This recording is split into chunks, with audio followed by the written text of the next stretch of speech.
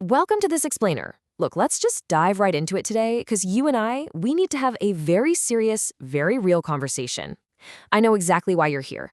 You work hard, the money comes in, but somehow, poof, it just disappears. You're feeling completely trapped, right? Like you're running on a treadmill that just keeps getting faster. And man, you are exhausted. So today, I'm going to be your financial mentor, and I'm bringing some tough love.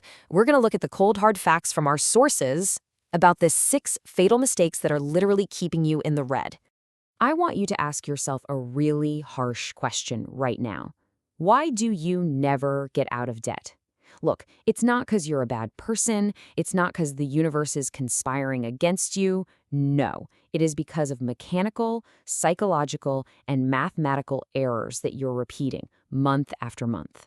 But today, my friend, we are going to break that cycle for good. All right, here's our roadmap for today's intervention. We'll start by looking at the debt hole, then we'll break down the financial math errors, move on to the cycle of false relief, tackle the psychological trap, and finally, we'll wrap up with the golden rule. Section 1. The debt hole. Section 2. Financial math errors. Okay, before we even talk about the specific mistakes, we really have to acknowledge that overwhelming feeling of being in the debt hole. Debt is basically a deep pit you're standing at the bottom of, just looking up at the light. And you know the tragic part? Every single day, through small, seemingly harmless decisions, a lot of folks are actively choosing to keep digging. Let's look at mistake number 1, paying only the monthly minimum. The brutal consequence here, you're covering almost exclusively just the interest. Listen to me carefully on this. Minimum payments on credit cards are intentionally designed by banks to barely even scratch your actual principal balance. They want you to feel like you're doing the right thing, all while keeping you permanently on the hook. 3 times. Yeah, you heard that right. When you only pay the minimum, a seemingly small debt can take years, or honestly even decades, to pay off. The consequence is you're going to end up paying double or even triple the original price of the item you bought. You bought a $500 TV? Well, guess what? It's actually going to cost you $1,500. That is just wealth destruction, plain and simple. I really want to let this quote sink in for a second. If you don't control your money controls you. Read that again. If you don't control it, it controls you. And that brings us perfectly to mistake number 2, spending blindly without a budget. You absolutely cannot spend money based on what you think you have sitting in your checking account. When your problem is spending blindly, the consequence is severe. It's completely impossible to find extra cash to cancel your debts if you don't know exactly where your paycheck is going. You must, and I mean must, assign a specific purpose to every single dollar you earn. If you don't tell your money exactly where to go, you're always going to be sitting around wondering where it went. Section 3. The cycle of false relief. So, we've covered the math. Now we need to talk about the traps that make you feel safe temporarily but are actually dragging you way deeper into that hole.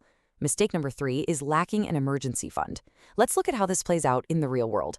Month 1, you live day to day assuming nothing bad will ever happen. Month 2, reality hits you like a freight train, a medical expense, a car breakdown, whatever. Month 3, because you have zero cash cushion, you're forced to swipe that credit card. And month 4, boom, a brand new debt is generated right when you were actually trying to get out of the old one. Which leads us right into mistake number 4, using new debt to pay old debt without ever actually changing your habits. Are you consolidating loans or taking out cash advances just to survive the month? The consequence there is brutal. Because you haven't actually fixed the underlying spending problem, you're going to end up with a new loan and maxed out credit cards again in just a few short months. This whole game simply creates a false sense of relief. Let's be very real here. Moving money around from one bank to another, that does not equal paying off debt. It's an illusion. You haven't paid off anything. All you've done is reorganized your financial stress.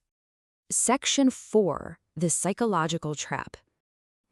Now we're entering the psychological trap. Honestly, this is the deepest, most difficult theme we have to confront today. It's the mental and social barriers that absolutely ruin personal finances. Mistake number 5 is ignoring the problem. The core issue here is that out of pure anxiety or fear, you just stop opening your bank statements. You don't know exactly who you owe, how much you owe them, or what crazy interest rate they're charging you. The consequence is total paralysis whenever you have to face the numbers. So the crucial point is this: fear paralyzes you.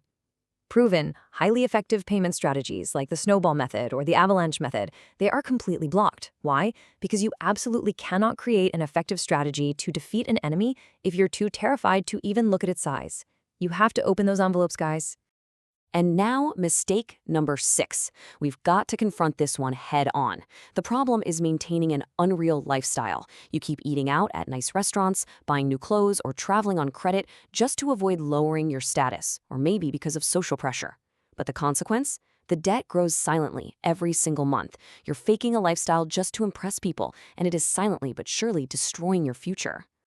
Section 5. The Golden Rule. Okay, we've diagnosed these 6 fatal errors. Now, we need the critical mindset shift required to escape this cycle once and for all. The first step to get out of this hole is simple, but man, it is incredibly hard. You must stop digging. If you're at the bottom of a pit, the absolute first thing you have to do is drop the shovel. Here is your required action plan for financial peace. Step 1. Temporarily cut the use of your credit cards. Just stop adding to the pile. Step 2, face the reality of the numbers. Look, no one, and I mean literally no one, gets out of debt without being willing to make temporary sacrifices and cut out unnecessary luxuries. It's the only real path to financial tranquility. I want to end this explainer by turning the mirror right back on you. What temporary luxury are you going to cut today to gain your financial freedom tomorrow? The math is clear, the psychology is exposed, and the choice right now is entirely yours. Thank you for joining me today. Take a deep breath. Open those statements and stop digging.